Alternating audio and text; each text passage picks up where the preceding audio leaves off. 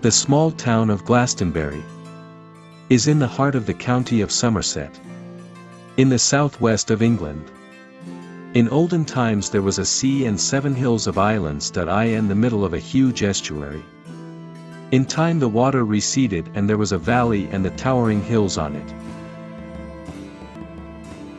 And at the heart of this landscape dominates Glastonbury Tor, or mountain, rising about 170 meters. It is an ancient site that was the seat of the gods tens of thousands of years ago, then by the Druids. And to this day it is a place of worship or hundreds of thousands of people, tourists and pilgrims.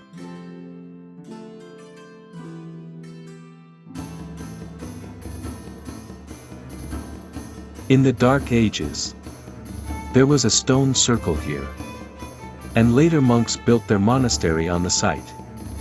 However, it is said that angry Druids put a curse on the Christian temple and it was destroyed over time. Only the huge Tor Tower remains. The earliest name for the village of Glastonbury was the Isle of Glass, and later it was called Avallon. Avallon is the island where the priestesses of the goddess live. It is hidden from all humans by a thick fog in another world. And this world can only be accessed by certain people at certain times. The person who can pass through the fog to the boat that will take him to the mysterious island of the goddess.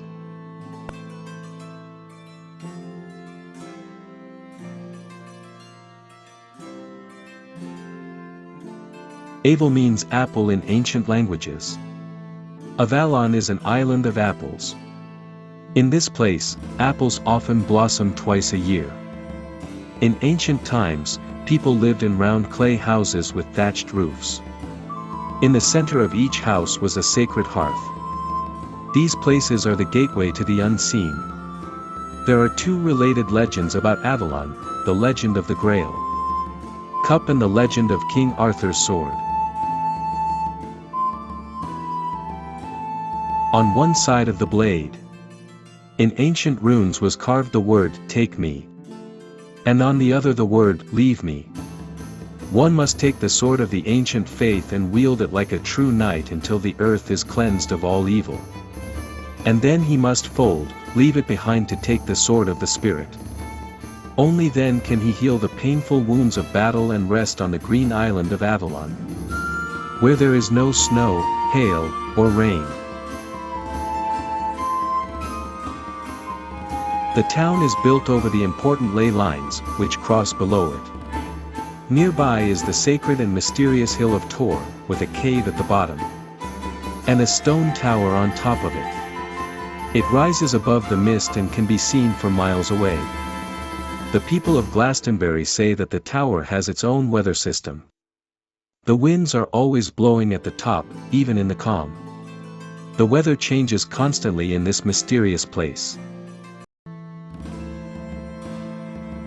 Tor Hill is a place of pilgrimage for millions of people. This rock is a true hill of vision for anyone whose eyes are even slightly inclined to open to another world. Many people see it in their dreams, and this rock attracts them like a magnet. People pack up and go to these powerful places. Those who have slept there say the tower sometimes glows in the night with a strange light. And from the hill come songs in ancient languages.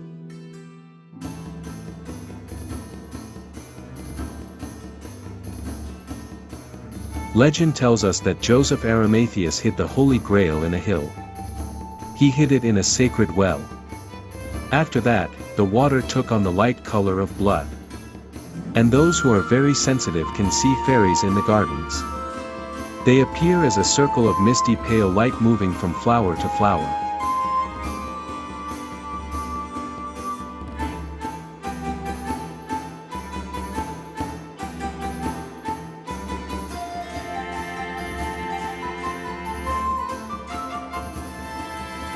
On the lid of the well you will see the sign of the union of heaven and earth, spirit and matter, man and woman.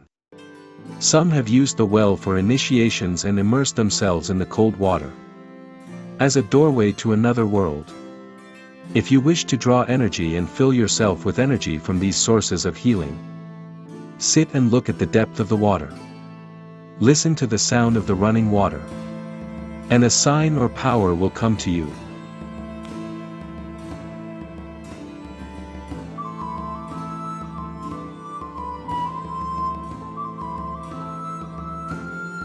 Pilgrims tell us that each day, at these sacred sites increases your sensitivity to energy and the subtle worlds. You will find yourself connected to the earth, plants, people and animals of the place.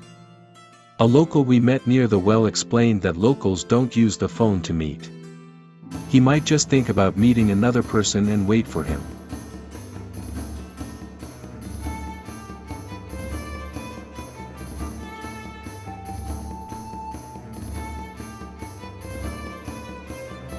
Since ancient times, the island of Avallon has been the home of the female goddess. This ancient sacred place is the legendary Western Isle of the Dead. This island lay far to the west, at the setting of the sun and life in the shining sea. People were called here to die, be transformed and reborn. It is the island of 9 or 13 fairies. It is the gateway to the underworld of the goddess, where the souls of the dead await rebirth.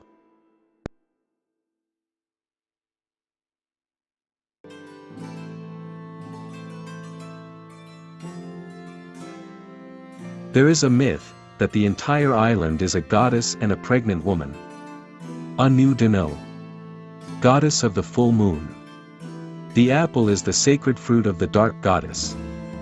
Celtic kings received magical apples of immortality from the goddess, and went to live with her in the hollow hills.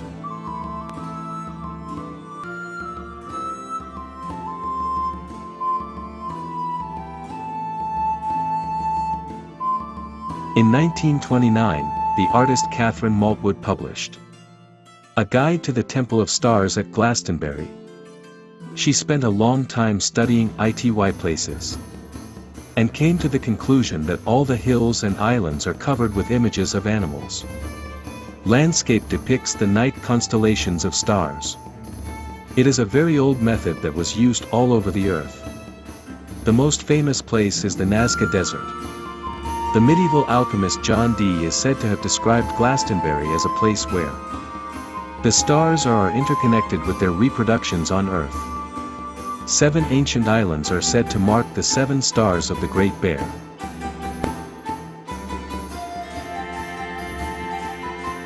And the giant hill of Thor points to Polaris, and is the axis of this world, around which all planet and power revolves. It was an astronomical observatory, a ritual temple to the stars. It is the spiritual highway for the living and the dead. A place for the ritual journey that followed the cycles of the sun, moon and stars.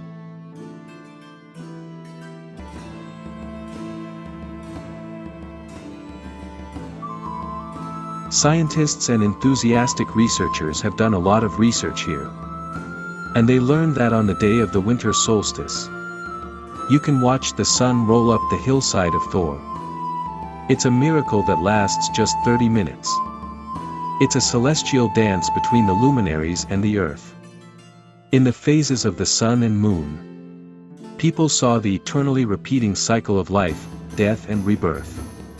People believed that as long as the lower world reflected the upper world, there would be order in the abundant and often chaotic nature of life on earth. This is the reason for the coincidence of landscapes on Earth and the night sky. And the mound represents the middle world.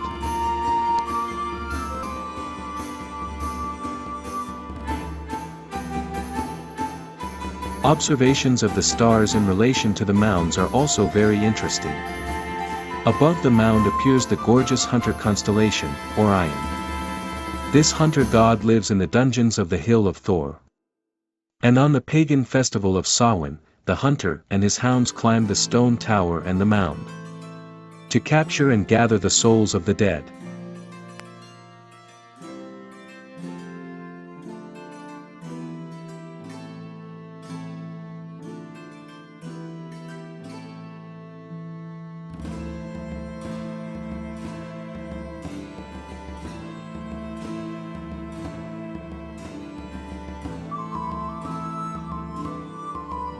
There are stars in the sky that are visible all year round.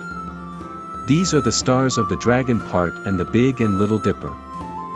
The ancient Egyptians called these stars those who know no destruction. In many cultures we also find the idea of the Milky Way as the path of dead souls leading to heaven or to the other world.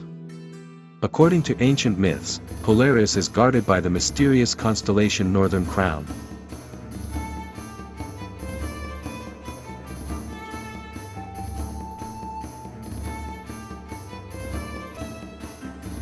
For ancient star-watching peoples, the winter solstice has always signified the death and rebirth of the sun. It is believed that souls pass through these portals as they go from heaven to earth and return from earth to heaven. It is very interesting that the summer solstice is called the portal for humans, and the winter solstice is the portal for the gods. Some people call Glastonbury Tor the heart chakra of the world, the place where spiritual energy pulses. The hill is the symbol of the pregnant woman and the stone tower is the symbol of the man. This is where the female and male energy flows, the ley lines connect.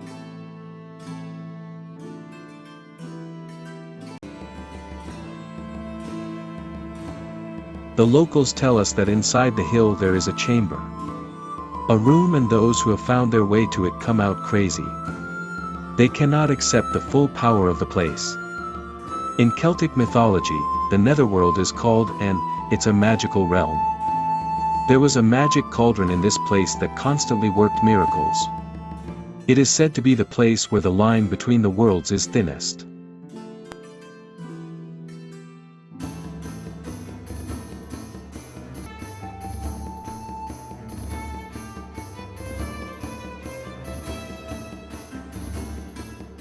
Have a great mood everyone.